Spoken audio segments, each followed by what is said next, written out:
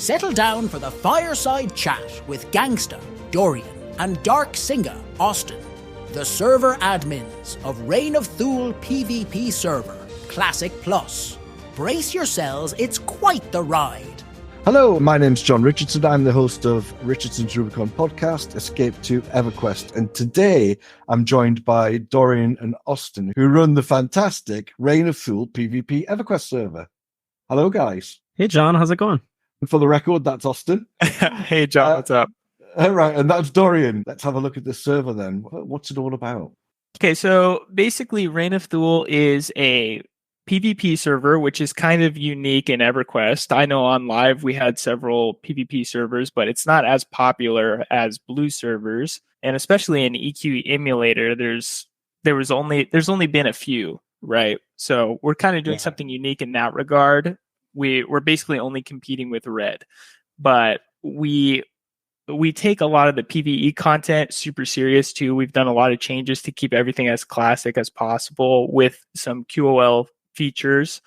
And we do skins, cosmetics, XP potions, events, all kinds of cool stuff. We just had a big event where we opened the hole because Kunark's going to come out in a month. Yeah.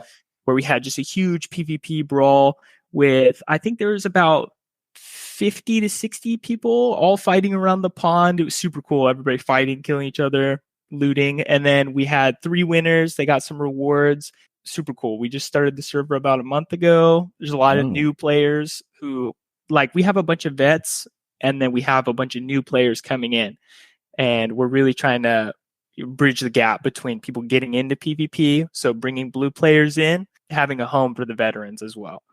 Yeah, because there's a little bit of a mindset difference, isn't there, between PvE and PvP players, really? Do you think? Yeah, I think a lot of the blue players are really used to like camp checks and setting up lines and coming to agreements with each other, whereas PvP players settle that with killing each other. I think that's a big difference. And I think that's actually a positive because, you don't want to be that guy who's on the list to get Mana Stone for 15 slots on, launch day and you're sitting there for 24 hours. You gotta stay up all night. I'd rather just go wipe them out. Yeah, it certainly sounds a lot quicker. Oh yeah. Yeah, and John, that's kind of our whole, or I'd say our primary target audience, right? Those people that are maybe more casual. The experience rate is pretty smooth. There's a instance raid system. It was pretty popular on Quorum, so we're trying it out as well here, like 1 per expansion, basically every single week. You can do an instance raid. Wow. So the size of the team then, is that you two guys? Do you have more people helping you? Primarily us two. Yeah. Wow. Yeah. That's keeping you busy then. 100%. Yeah. Wow. And being in Hawaii, I'm like 6 hours behind some guys, right? So I'm literally like waking up in bed and I'm looking at this bug reports, Well, I'm not feeling sorry for you because you're living in Hawaii. Yeah, that's true. That's true.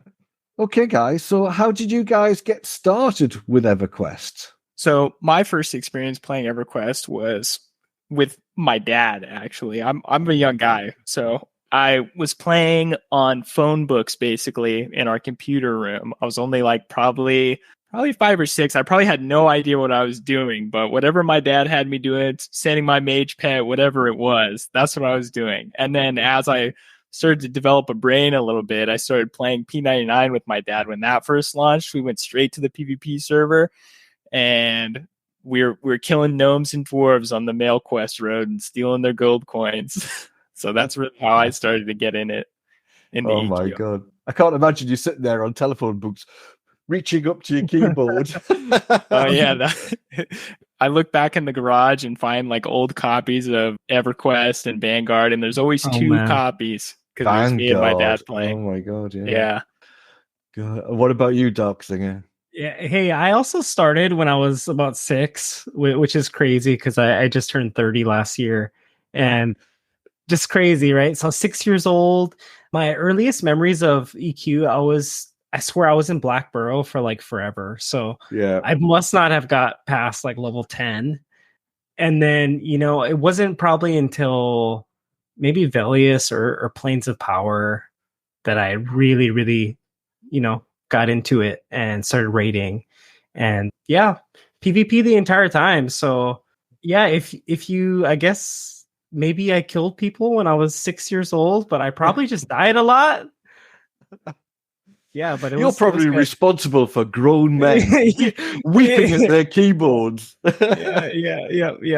That was it. Only 6. Wow. Okay, Gangster.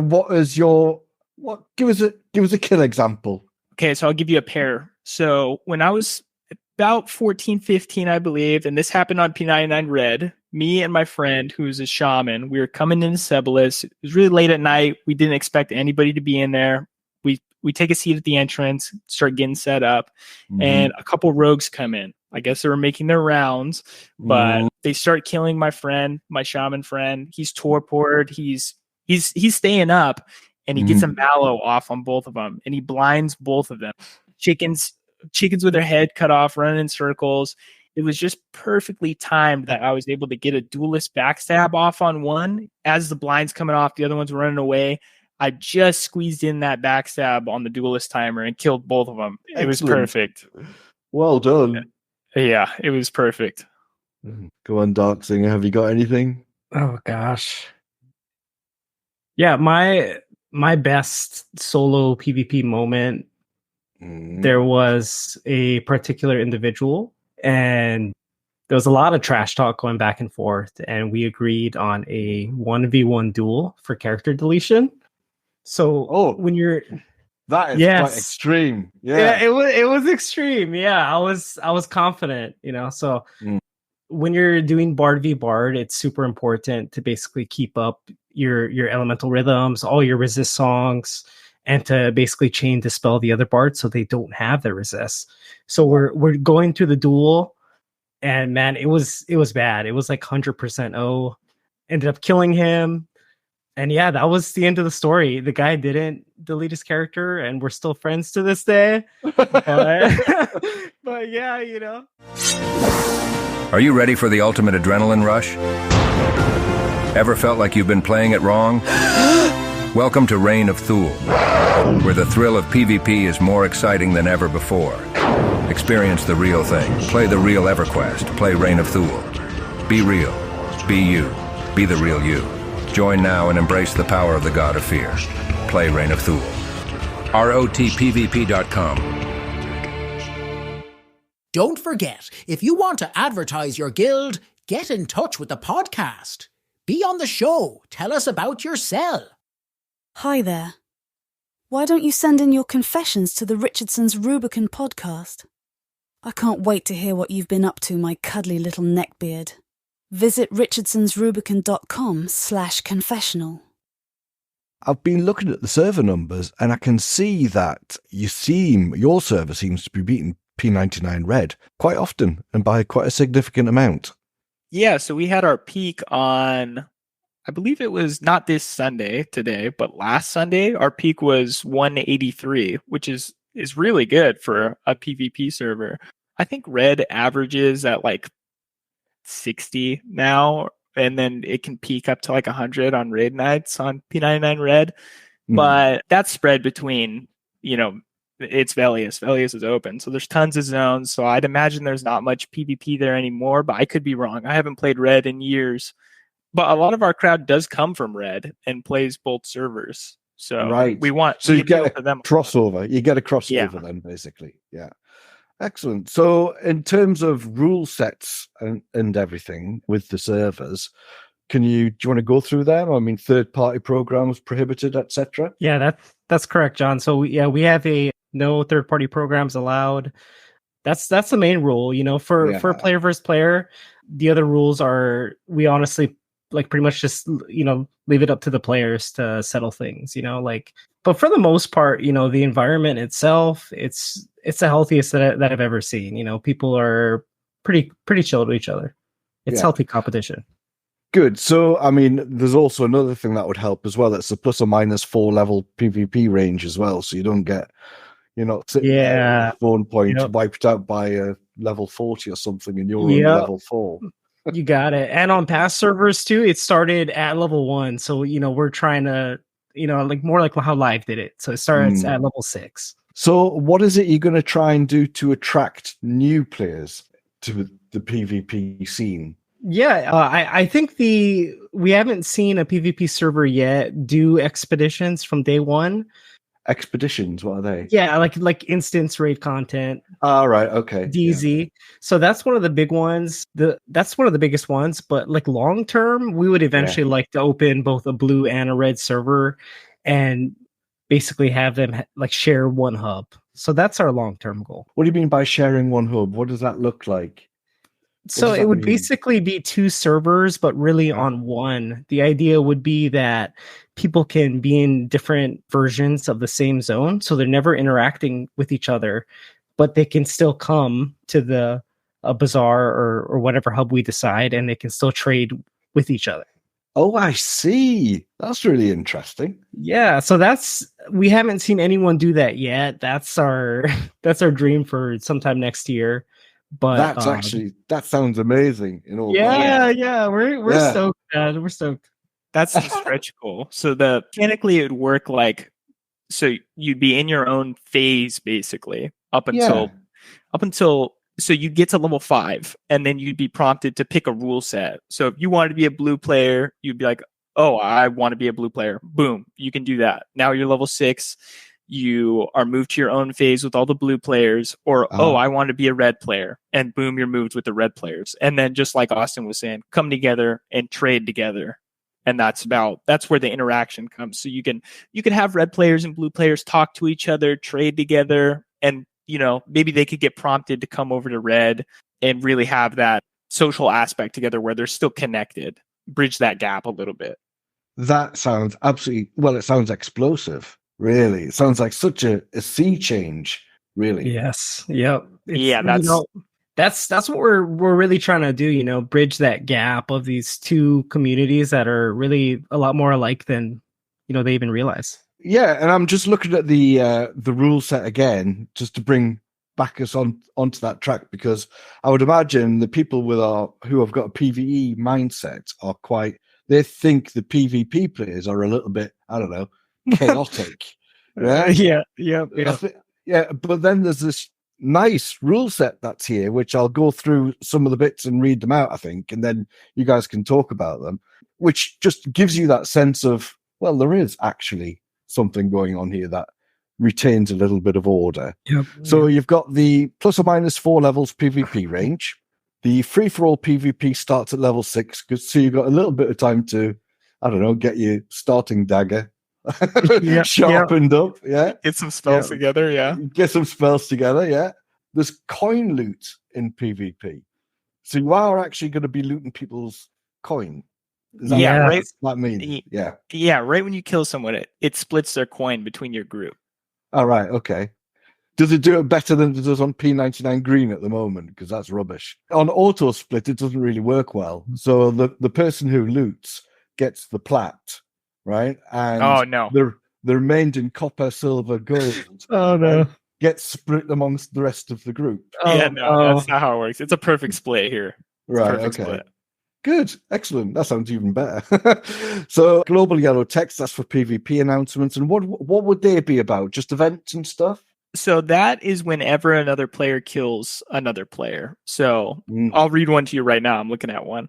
Kedge Keep, Lily the Magician, Savage Wolves has been slain by See You Later, Wizard versus the World. So basically that shows you the name of the character, where it happened, their class, their guild, and then of course the same thing for who killed them. Who killed them, yeah. Yep. Okay. I'm getting quite excited about this myself now. Gotta get you involved. Yeah, John. You're gonna have to download after. This is terrible. I'm just got fear of missing out. I've got now. So classic at release, which is released, so you're in classic. Right legacy now, items. What do you mean by legacy items? Is that the Mana Stone? Mana Stone, Guides of the Deceiver. Yeah.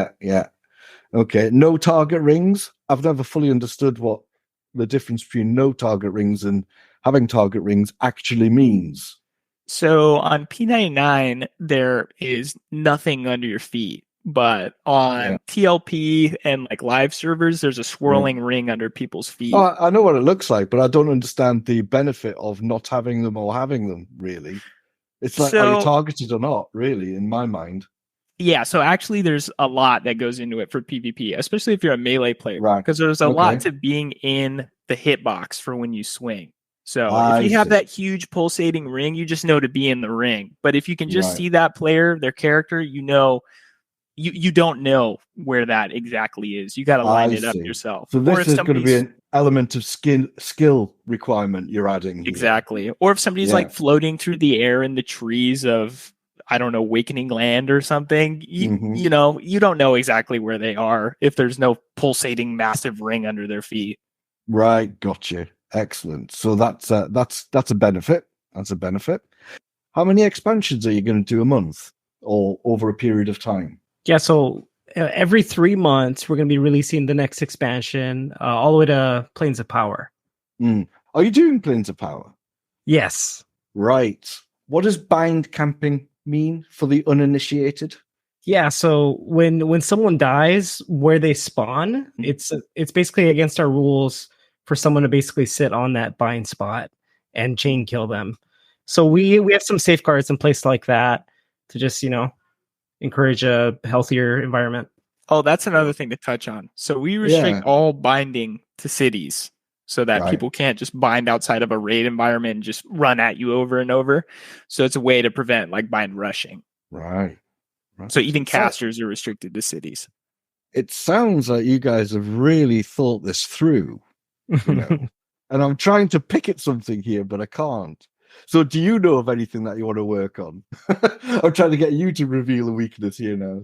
So actually we were just talking about this with the killing people out there bind thing. We're gonna code it in so that if a character is completely naked, not wearing any gear, they're not even worth PvP points. Because currently we have a system where characters are worth points and they go on a leaderboard, that's something that's missing from Red 99. That diversifies us from them a little bit there too. We have a working leaderboard where you can see who has the top kills, who has the top points, etc.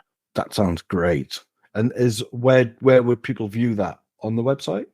No, when you're in game, you can actually just hit Control P and it'll pop up with the actual leaderboard here. Yeah. Yep. And click leaderboard. You can see your kills, your kill streak, all kinds of stuff. Wow. What's kind of cool too is on live, that leaderboard, the top of it were always classes like rogues, wizards. Here it's shared with your entire group. So you can be a cleric, but still climb up the leaderboard. It's very handy because clerics normally get the bum deal, don't they? Exactly. Yep. Yeah. They're heroes. Yeah, we'll give a little shout out. Opeth with 87 kills. It's the top of our leaderboard cleric. Yeah, there you go. There you go. What an achievement. How long have you been working on this? So I ran another server before this, which was also called Reign of Thule, and it was on a different code base, and it wasn't as popular as this, but that's kind of where I started learning with Darksinger. Darksinger already kind of has a background in coding and stuff of that nature, but I'm a hobbyist, so I had to learn from making a not good server and then getting to the point where we are now. And so now we're on now we're on a different code base, which has been worked on by a handful of different coders, all in the PvP realm. Void, Skeeter, Naze, Renly. Trying to think if I'm missing anybody. Add anybody in there, Austin, if I'm missing anybody. Jeremy. Props to all those guys for the help on the code base.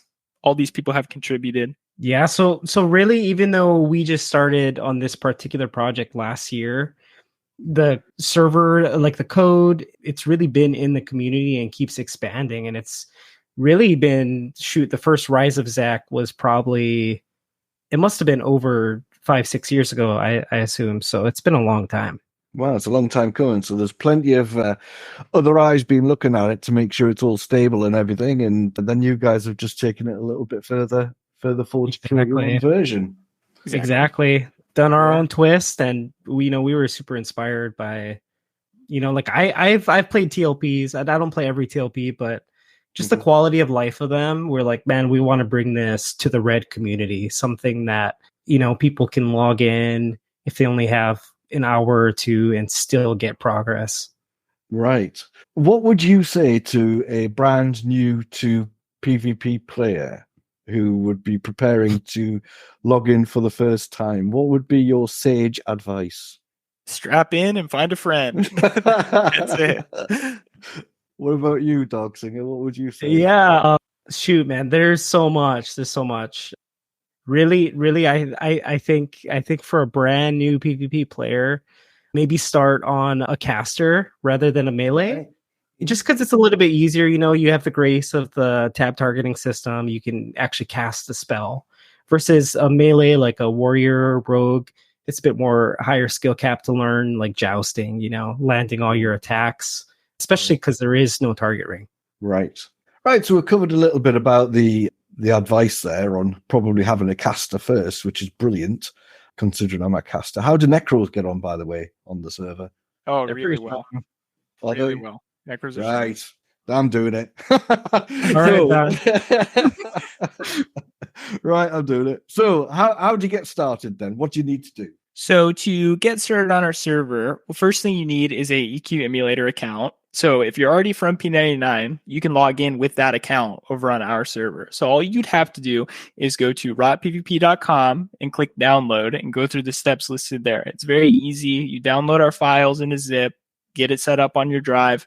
If there's any updates that you need to do, you can open EQ-EMU Patcher in your files, and that'll get you set up with our latest update. And you don't have to do anything like shortcuts with weird target lines, anything like that. You just open EQ game or open your patcher and hit play, and you're good to go. Really simple compared to the P99 version, which of course is try and find a guide somewhere and it's all hard. of that stuff. Yeah, it's a bit tougher, isn't it? It's so hard. Just looking at the website now, I've noticed that you've got some of these quality of life changes noted. Do you want to go through some of those? Yeah, so a big one that we want to talk about is the corpse summoner that we have available. So the Priest of Discord, which is close to about any spawn point of any character, you can find him. He will summon your corpse for you. And so to ease the burden of PvP on some newer players, we have reduced the corpse decay time by quite a bit. It is 3 hours. So if you die out deep in, I don't know, Sebelis or something, you can't get your corpse, somebody else is in there, you could always just leave, come back, and your corpse will be summonable at the Priest of Discord. That's incredible. And at last, they've got a use. Yes. You've recycled the Priest of Discord. Yes. Yeah. Because on Blue, right, the whole purpose was to just turn in the book, right, to be red flagged. Yeah.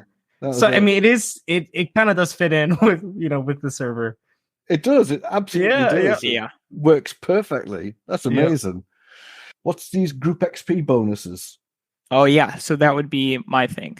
So we do a group XP bonus it's pretty high, and it's based on how many members you have in the group. And so it scales up for how many members you have in the group. So if you have a couple people in the group, it's closer to like 15%. And if you bring in 3 to 4, it goes up. If you bring in 5 to 6, then it really goes up. So you're really incentivized on a PvP server to get as many people as you can in your group. So this is how we want to, get PvP players to be more social, bring in newer players. Yeah, because they're really getting an advantage. That really fosters team play, doesn't it? It really does. Yeah. Which is counterintuitive to what you'd expect on a PvP server. Exactly. That's kind of what we're going for, because a lot of the gripes blue players have with PvP players, I think, is that we're a lot more antisocial because we're scared of getting killed or we know that somebody could fight us at any moment. So that really opens it up for people to invite people. And so what we've seen here is a lot more people are LFG, LFM, looking for more, trying to get people in their groups. And that's something that we really have been trying to foster. What a change. It's certainly not something I would have expected from a PvP server. Exactly. Yeah, that was the goal. Yeah, we're not all as chaotic as it is believed.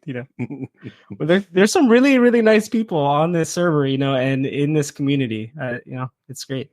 Good, excellent. Well, I would never have believed it. but you guys seem nice. You're not reaching through the screen at me, so you must be okay. Yeah, I think PvP players get a lot of flack for the loud minority. And I'm not saying that I haven't been there. If somebody kills you, it's a high stress environment. You get killed while fighting a dragon or something. Of course, you're going to get a little mad and agitated, amped up, whatever. But we're really trying to take the toxic part out of it, make it easier for newer people to get in. I guess we could do like our favorite PvP story if you want to hear. Yeah. Crack on, guys. Yeah. Dorian, do you have a good story you wanna do, or you want me to do it first? I have a really good one. Okay, so we were in Sleeper's Tomb, and I think this was I hadn't been in there very much because I hadn't played Velius that much at this time. But I think we had like 25 to 30 people, and we were just cracking in on like the warders. And I believe they're all up, but we pulled one. We pulled 2 Kraken, and we're killing it. And it's getting low. It's getting down to 30%. And then all of a sudden, the opposing guild came in. I can't remember their name at the time, but basically they were all jumping down the tube behind us, and they were hitting our healers, and everybody was freaking out. And the tank died. He got dispelled. He lost all his HP buffs. 2 Kraken one-shot him. And so I was playing a monk. And so I was like, okay, well, what can I do here? So I swapped on my T-staff, and I procced him, and he flipped to me. So I popped my whirlwind discipline and was evading everything, tanking him. Everybody's dying around us, but we managed to kill the dragon. 2 Kraken died. And so our whole guild's dying with this PvP going on. So it's just me and a couple rogues. So I'm like, bro, loot it. And then he just goes and he loots the whole dragon, every single item. He gets all of them. He looted like, I don't know what he looted. He looted like 3 primals and then whatever else he dropped. It was crazy, but we all died, but we killed the dragon. Yay. That's amazing. I also have another dragon killing story. It's in Soul B. Right. Actually, Dorian and I might have been guilded on this one, but essentially what was happening was there was a guild in Soul B getting ready to kill Nagy, and it was just back and forth PvP for hours on end. And we decided to split our force up. And as we were fighting in Lava Storm for zone control, we snuck in just a small group of mages and did Nagy with like maybe 6-7 mages while the PvP was going on. So it was like high level chess, It was yeah. That was great. Yeah, we were sitting at the rings and we had our mages inside ready to go for that perfect moment. I don't know what it is, man. Yeah, it's buzz you must have got from that. That is just, John, it's like a adrenaline rush, like no other. No other. Yeah, absolutely. Yeah, it's crazy. Yeah. There's something about killing a dragon over the bodies of other people. That's it. I think that's really the EverQuest spirit, though. The hard. Yeah. Guys, hats off. You've created something that is going to be a beast, I reckon. Especially with that hub you were talking about and everything else, and the way you've made it so you facilitated. A little bit of not a safety cushion, that's the wrong way of saying it, but you've protected it from the worst excesses of, ganking behavior, if you like. So that's awesome. That is absolutely awesome. Thank you. Where do I sign up? RobPvP.com. Good. Excellent. Well, thanks very much, guys. Awesome. Thanks so much, John, for your time. No Thanks, problem. John. Cheers. Thank you, gangster.